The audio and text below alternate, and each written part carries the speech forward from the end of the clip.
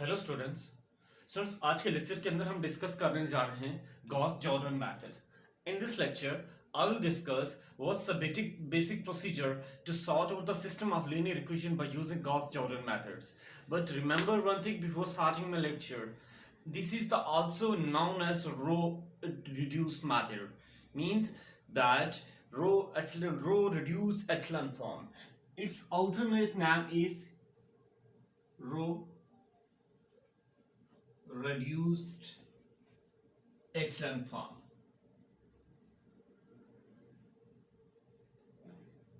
In previous method, we have discussed what's the way to sort out the system of linear equations, and we have also discussed some alternate procedure.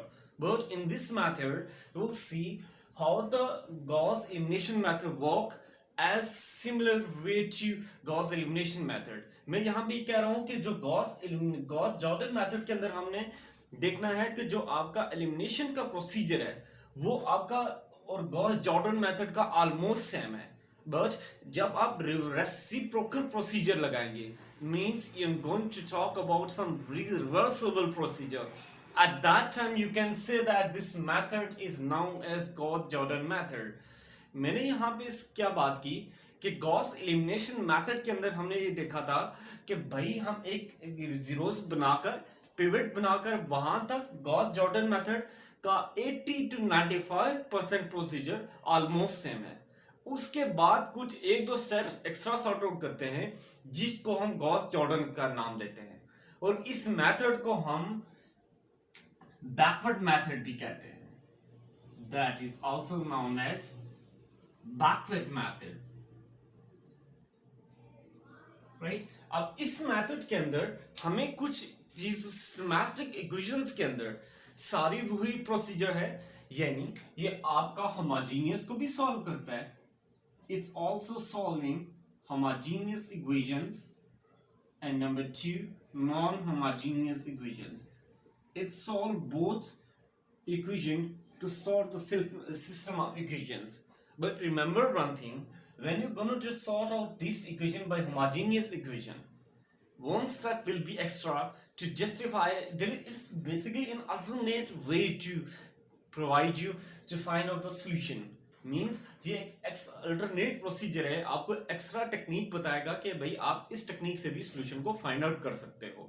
और जब आप solution को find out करने जा रहे होगे, procedural वे आपका वही रहेगा कि आपने सबसे पहले मेथड आइडेंटिफाई करना है, ऑगमेंटेड फॉर्म बनानी है, और फिर आप टेक्निकल सिचुएशन के अंदर आप रो 1 से रो 2 को माइनस कर लो, पिवट 1 बनाओ, फिर आप उसके अंदर नीचे जीरो करो, फिर नेक्स्ट के अंदर पिवट 1 बनाओगे, फिर जीरो करोगे, राइट। वो प्रोटिकल प्रोसीजर सेम रहता है, बट इसके अंदर हम आप आइडेंटिटी फॉर्म बना लेते हो, यानी ऑगमेंटेड फॉर्म के अंदर आपने इसके अंदर ऑगमेंटेड को बनाने के बाद अब मैट्रिक्स को in going to convert the identity augmented form. At that time you will should to find out the identity form of the matrix.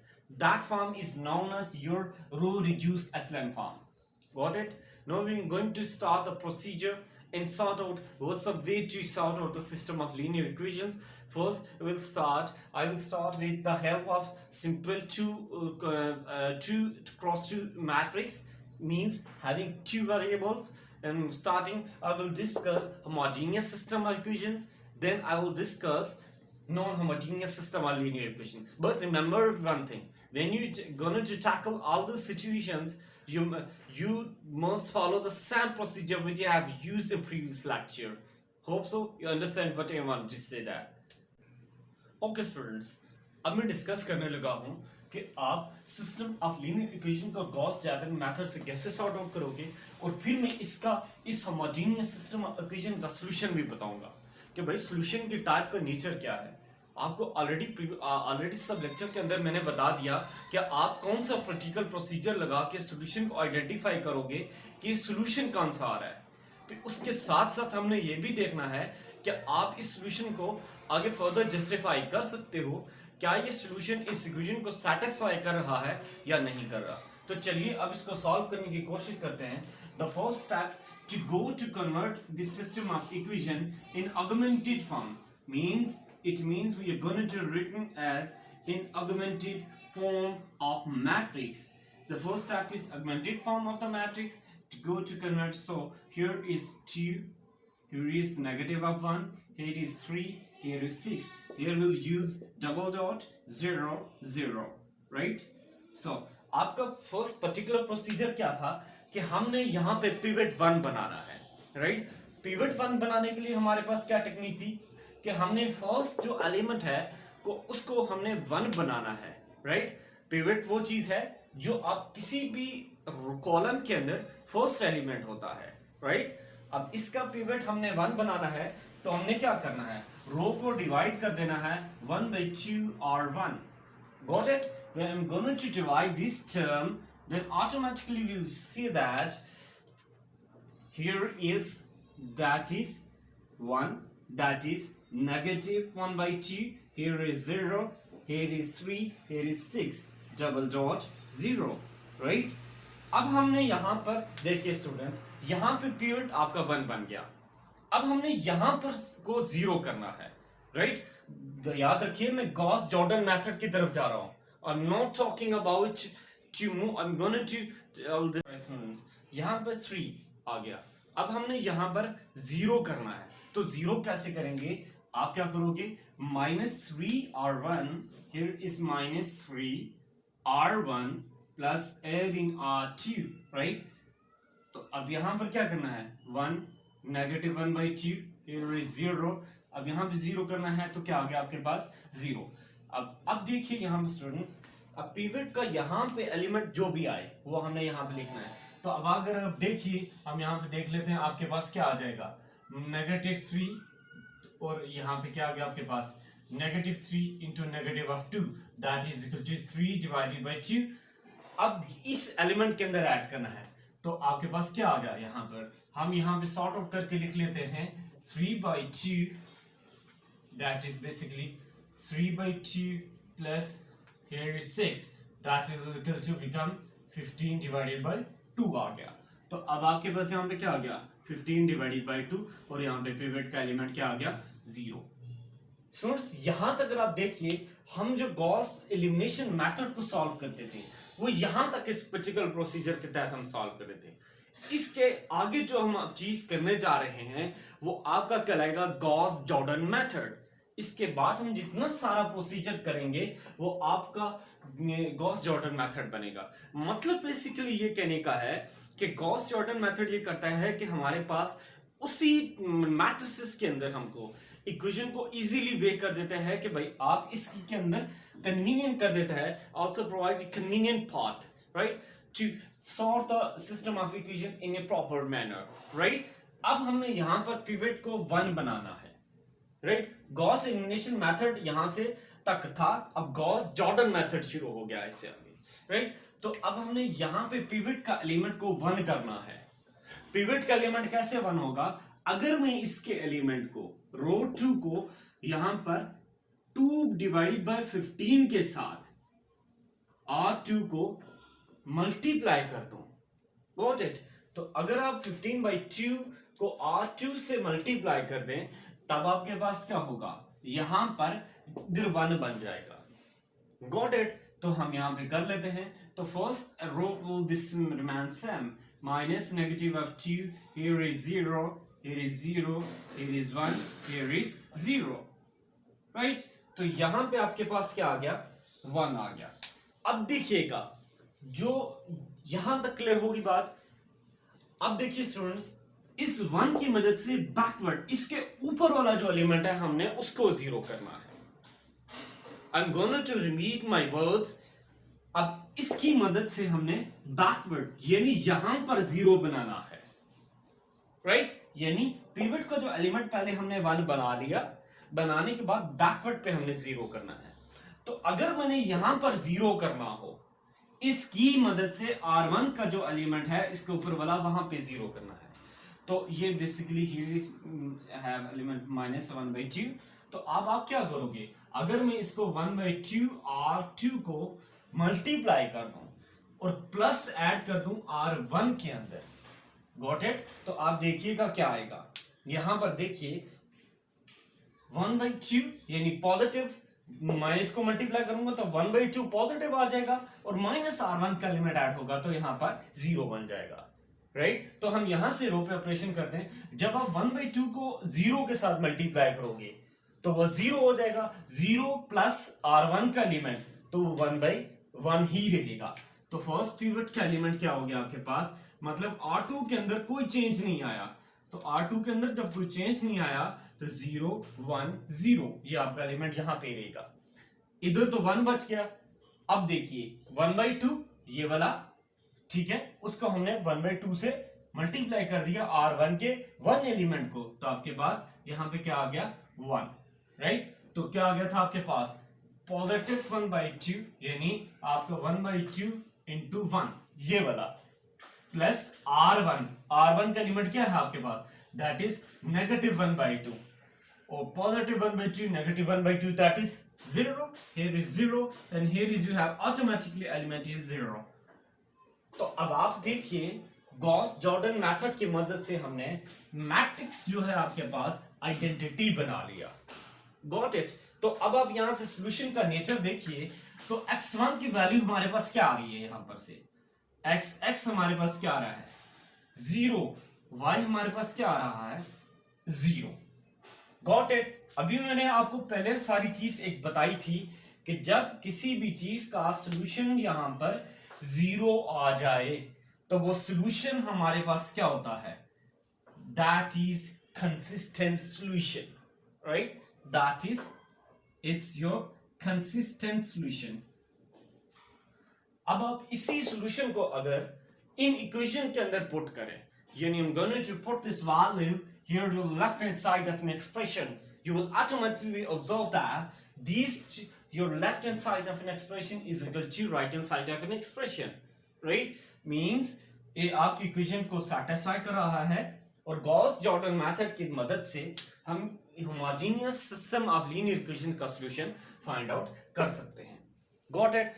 अब मैं आगे चल के गॉस जॉर्डन मेथड की मदद से हम non homogeneous system of equation का आपको डिस्कस करने लगा हूं, गॉट इट। और फिर मैं बताऊंगा कि उनके सॉल्यूशन के अंदर हमने फर्दर जस्टिफिकेशन कैसे देखनी है कि भाई इसके अलावा भी क्या सॉल्यूशन पॉसिबल है।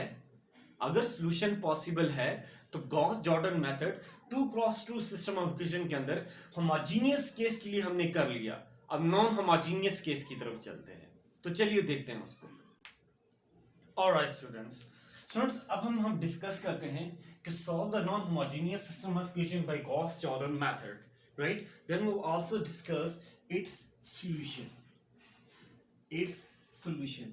It means basically here I will talk about what's the way to find its solution, means how we can find out its solution by using what's the nature of solution rather than consistent, rather than unique, infinite many solution, right. We will discuss and some particular procedure is some that is first step is that to identify your method, that is called Jordan method. Now I'm going to written as in augmented form, in augmented form, right. In augmented form you will written as in this way 3 that is 6, here is double dot means sign of inequality, here is your 6, here is negative of 5, here is 6, right. Now I'm going to written is now the second step is that after compilation of your augmented form the matrix,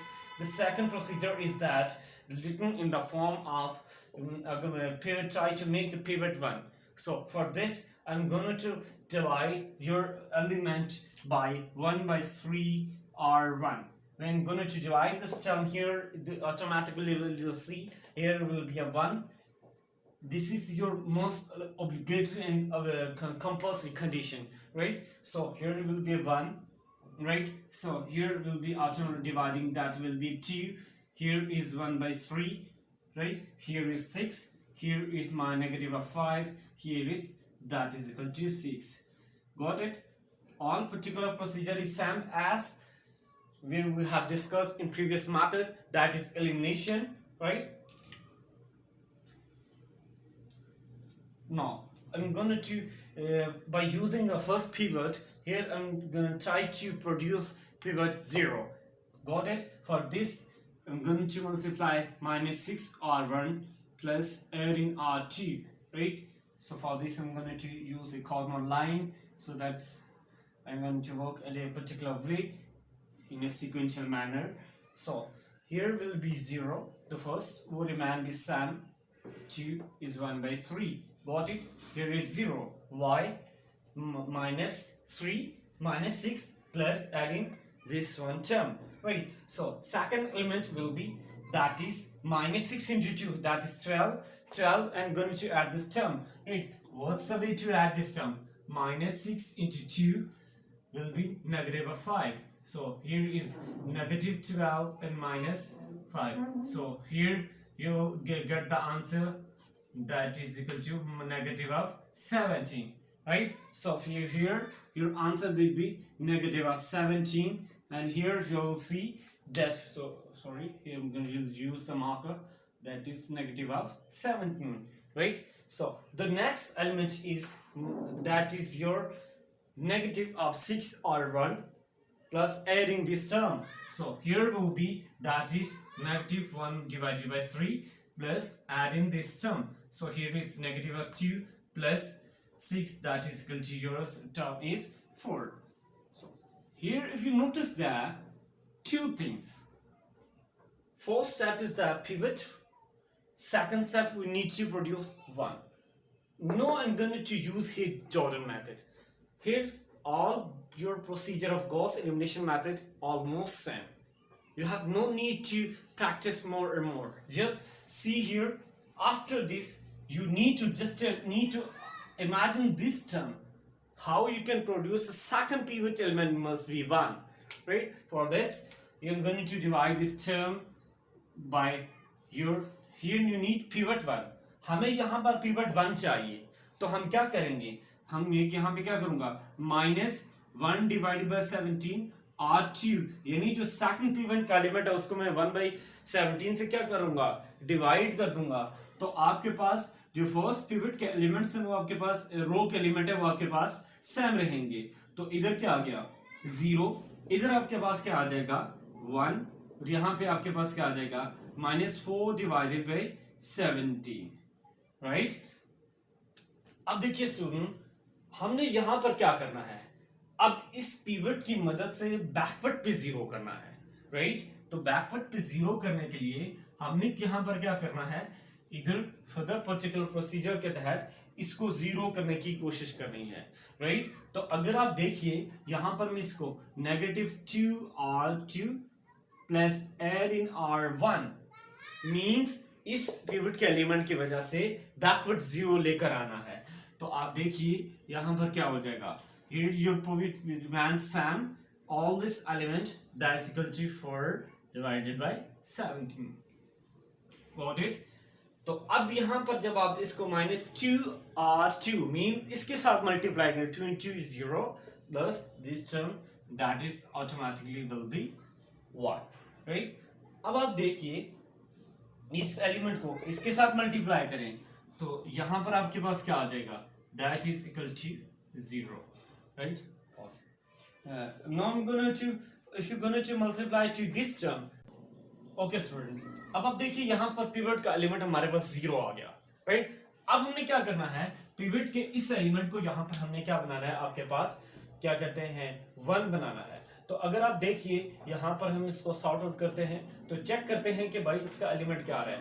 अगर मैं इस 2 को multiply करूं यहां पर तो आपके पास क्या आ जाएगा, हम यहां पर देख लेते हैं. तो ये आपके पास क्या आ गया, 8 divided by 17 plus 1 divided by 3, right.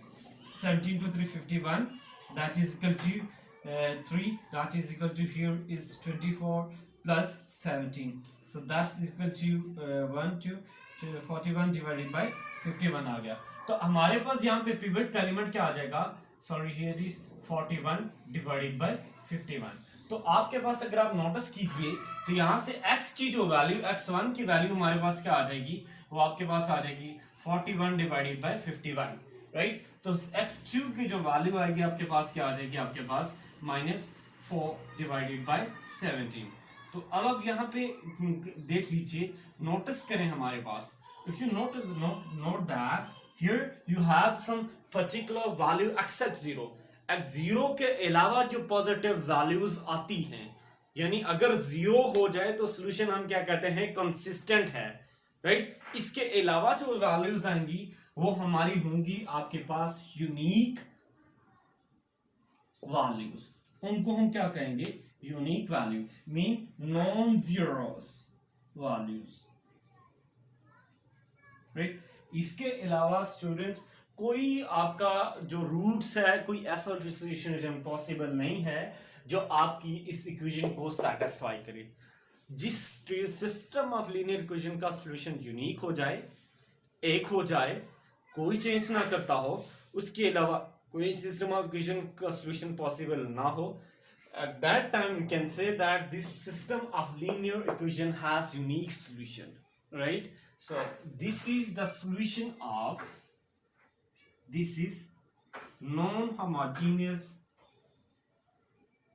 solution, right? So this is your particular procedure to tackle the way to find out the solution by using Gauss-Jordan method. अगर स्टूडेंट्स, अगर मैं दोबारा रिकॉल करूँ सारी चीज को, इस वे तक आपका गॉस एलिमिनेशन मेथड सेम था। गॉस जॉर्डन यहां पर क्या करता है कि जो सेकंड एलिमेंट की मदद से या थर्ड रो की मदद से आपने बैकवर्ड उसके ऊपर वाले एलिमेंट को जीरो करना होता है, राइट। अगर एक दफा वो जीरो कर ले तो आपको यहां पर, अगर आप देखिए, इसके अलावा बगैर आर्गुमेंटेड के मैट्रिक्स के आपको यहां पे आइडेंटिटी मैट्रिक्स को प्रोड्यूस करना पड़ेगा, और यह आपके लिए इंपॉर्टेंट कंडीशन है। It will be most and compulsory condition for you to produce this way to identity form. It's also known as row reduce method. It means that you need to convert your equations in the reduced echelon form, right? If you're gonna become a successful, we need to become practice to solve what's the particular procedure to convert this equation into reduced echelon method, right? So अब आप यहां से देख लीजिए solutions आप इसके तहत हम निकाल सकते हैं।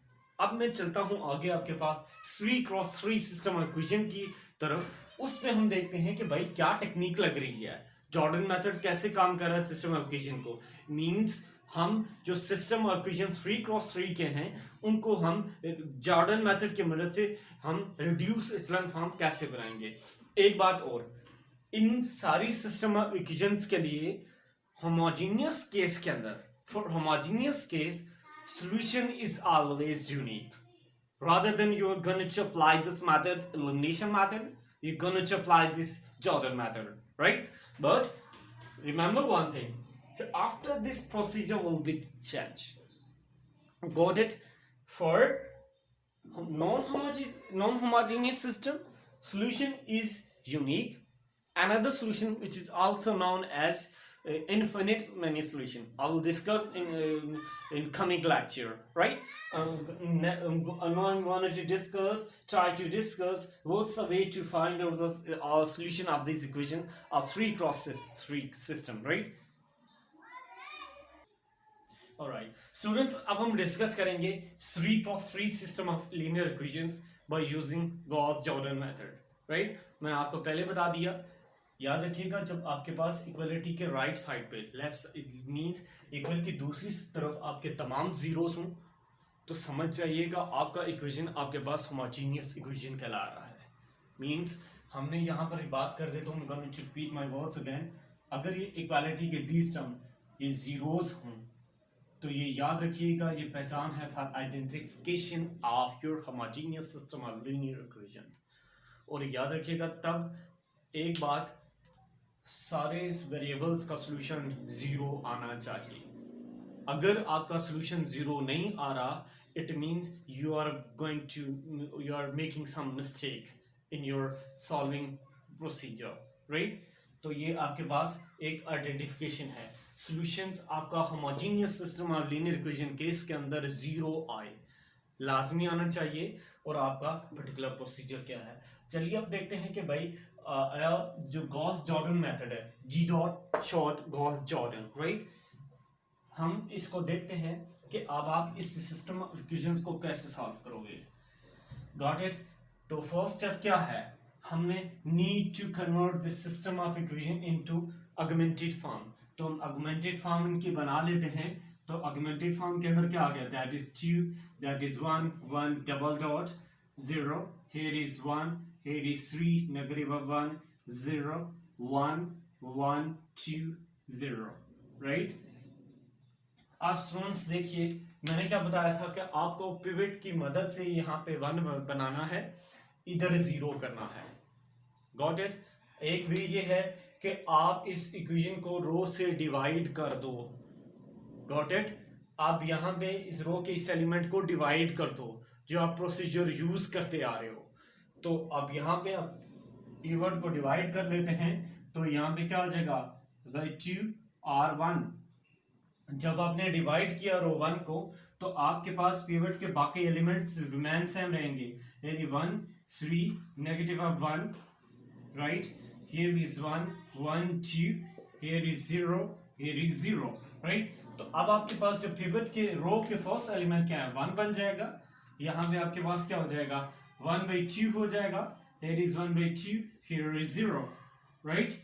अब देखिए, आपने इस पिवट के इस एलिमेंट को 0 करना है, इसकी मदद से हमने यहाँ पे 0 प्रोड्यूस करना है। Got it. यहाँ पे 0 प्रोड्यूस करने के लिए हम क्या करेंगे, अगर -R1 plus add in R2, जब R2 के अंदर ऐड करेंगे, R1 और R3 रिमेन सेम रहेंगी।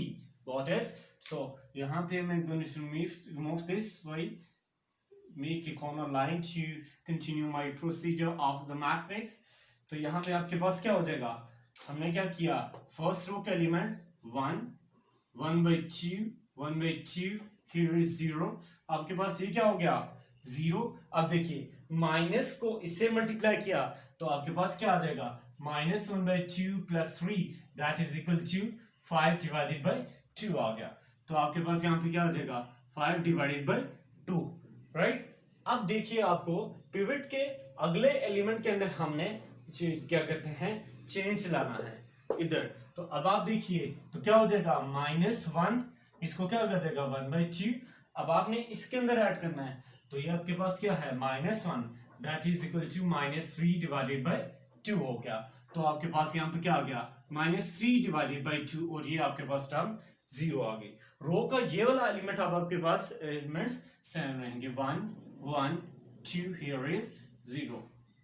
Got it.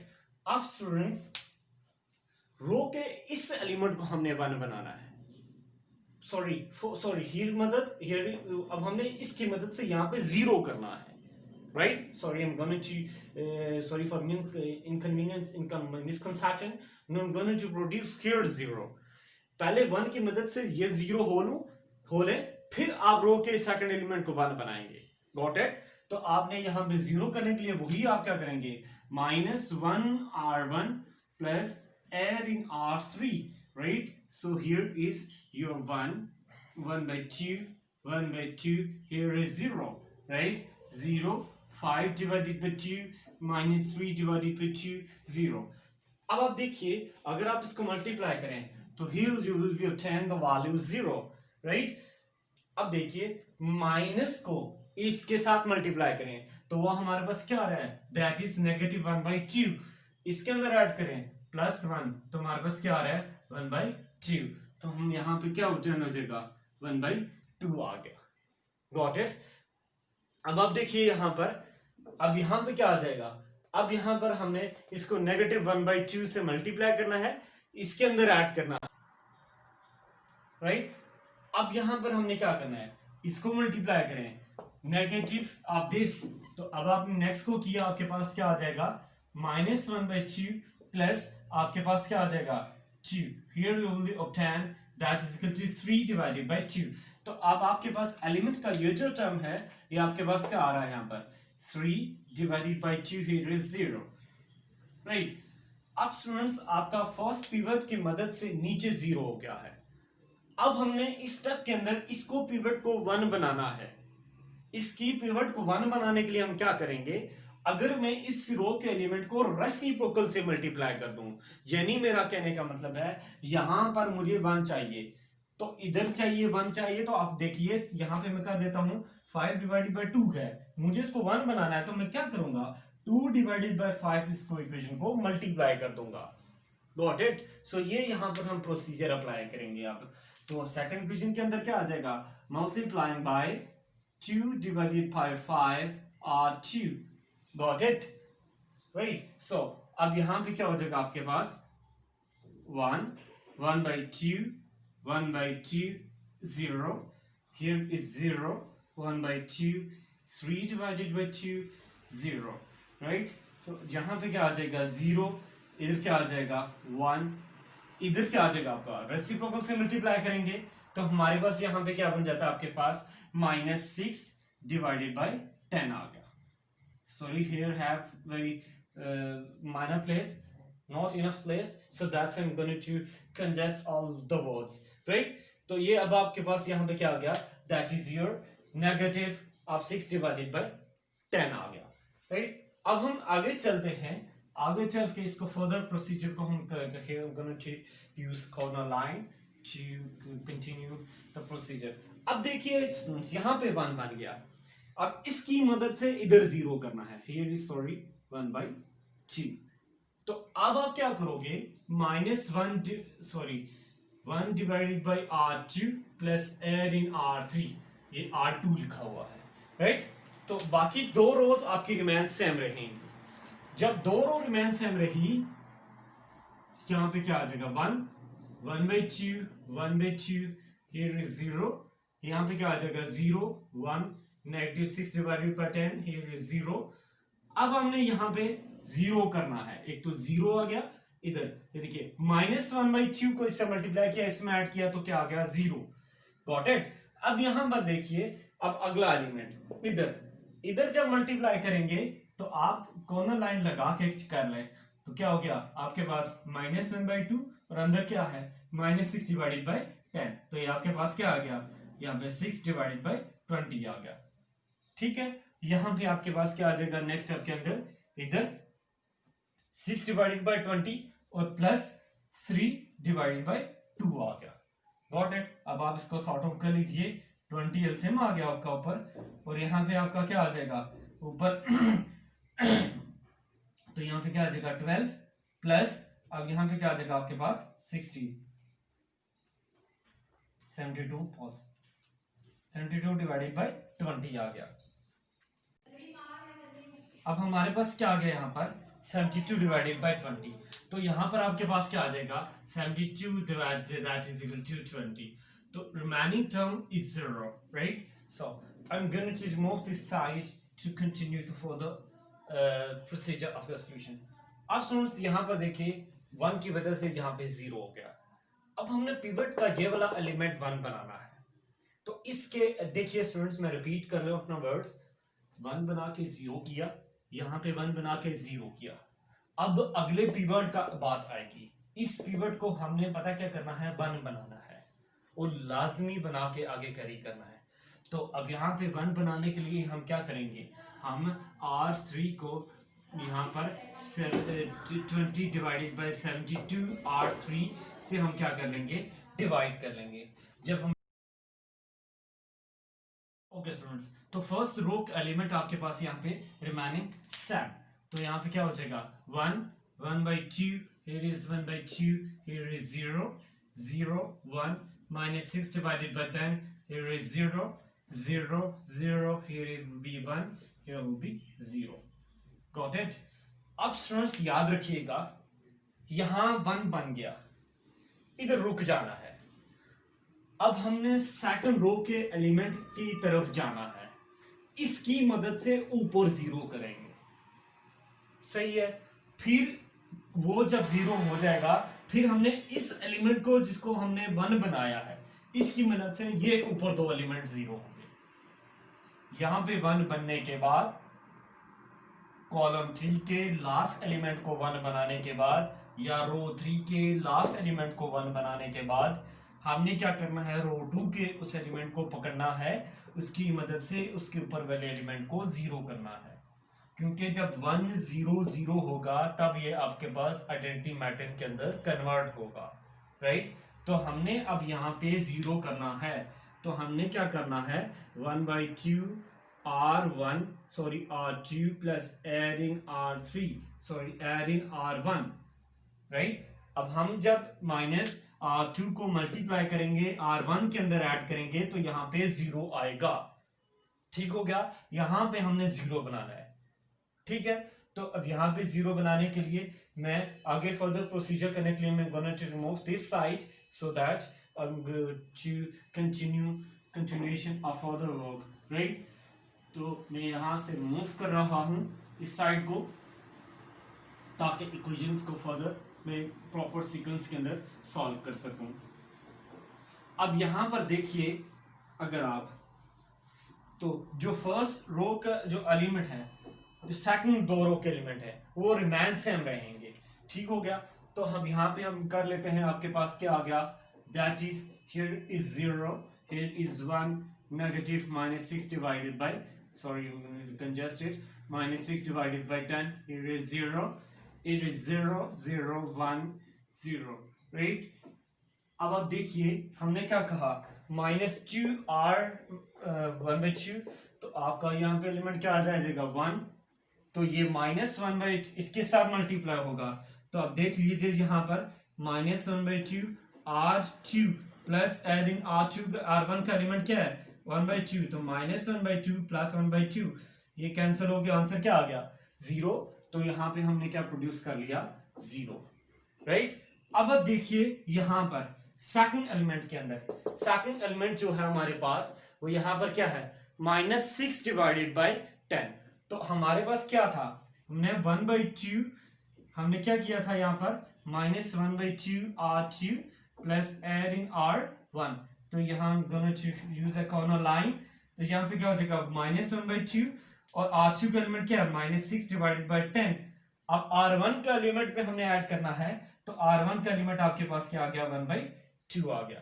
तो मैं यहाँ पे सॉल्व कर लेता हूँ इसको, तो हमारे पास क्या आ जाएगा 12 डिवाइडेड बाय 20 और प्लस 1 डिवाइडेड बाय 2 आ गया, ठीक है। एलसीएम आपके पास क्या आ गया 20, ऊपर आपके पास क्या आ जाएगा यहाँ पर that is equal to 24 plus यहाँ पे आपके पास क्या आ जाएगा 20, राइट। तो आपके पास क्या आ गया 44 डिवाइडेड बाय 20 आ गया, राइट। तो अब आपका जहां पे जो एलिमेंट आ गया वो आ गया आपके पास क्या 44 डिवाइडेड बाय 20 आ गया, गॉट इट। अब देखिए स्टूडेंट्स, हमने इस 1 की मदद से प्रीवियस के एलिमेंट को 0 कर दिया, राइट। अब आपने जो रो का कॉलम का थर्ड एलिमेंट था, राइट, कॉलम 3 का लास्ट जो एलिमेंट है यानी रो 3 का लास्ट एलिमेंट, इसकी मदद से ये ऊपर 2 0 करने हैं। हमने इसकी मदद से ऊपर 0 कर लिया, अब हमने इसकी मदद से इधर 0 प्रोड्यूस करना है और इधर 0 प्रोड्यूस करना है, स्टेयर्स यानी स्टेयर्स वाइज। पहले हमने इसको 0 करना है, फिर इसकी मदद से इसको 0 करना है, राइट। तो हम क्या करेंगे, चलिए करते हैं हम। अब हम अगर मैं इस एलिमेंट को 6/10 से मल्टीप्लाई कर दूं, R2 के अंदर एलिमेंट ऐड करूं तो यहां पे 0 प्रोड्यूस हो जाएगा, राइट। तो हम क्या करेंगे, आपके पास 6 divided by 10 R3 plus add in R2, right. तो आपके पास पहली रो के अंदर जो है 1 0, 44 डिवाइडेड बाय 20, यहां पे क्या आ गया 0। अब यहां पे क्या आ जाएगा 0 1, इधर क्या आ जाएगा, क्यों कि इसको आप इसके साथ मल्टीप्लाई करेंगे 0 ऐड करेंगे वही आएगा, इसके साथ 0 को मल्टीप्लाई ऐड करेंगे वही आ जाएगा। अब इसके साथ जब मल्टीप्लाई करेंगे तो क्या आ जाएगा 0, ये वाला एलिमेंट 0, बाकी रिमेनिंग एलिमेंट 0 1 0 और 0 आ गया। अब स्टूडेंट्स, हमने इसकी मदद से इधर 0 प्रोड्यूस कर लिया, राइट। अब हमने क्या करना है, इसकी मदद से इधर 0 करना है। तो इधर 0 बनाने के लिए अगर मैं इस एलिमेंट को रो को -44/20 R3 प्लस एड इन R1 करूं, ठीक है। तो अब देखिए यहां पे क्या हो जाएगा, जो फर्स्ट रो का एलिमेंट है यहां पर, sorry I am going to in the here way, तो देखिए यहां पे क्या आ जाएगा 0 1 0, ये 0 0 0 1 0, राइट। तो एलिमेंट का ये यहाँ पे 1, 44 डिवाइडेड बाय R3 का इस एलिमेंट के साथ करो तो इधर ऐड करो तो क्या आ गया 0। जब इसके साथ मल्टीप्लाई करेंगे तो -44 डिवाइड 20 प्लस 44 डिवाइडेड बाय 20, तो 0 आ गया और यहाँ पे 0 आ गया। अब देखिए अगर आप यहां पर पिवट के एलिमेंट आपके पास क्या प्रोड्यूस हो रहा है, रिड्यूस एचेलॉन फॉर्म, यानी आइडेंटिटी फॉर्म बन रही है। Got it. तो अगर आप सॉल्यूशन देखिए, R1 का जो सॉल्यूशन, x1 का सॉल्यूशन क्या आ गया आपके पास, दैट इज 0।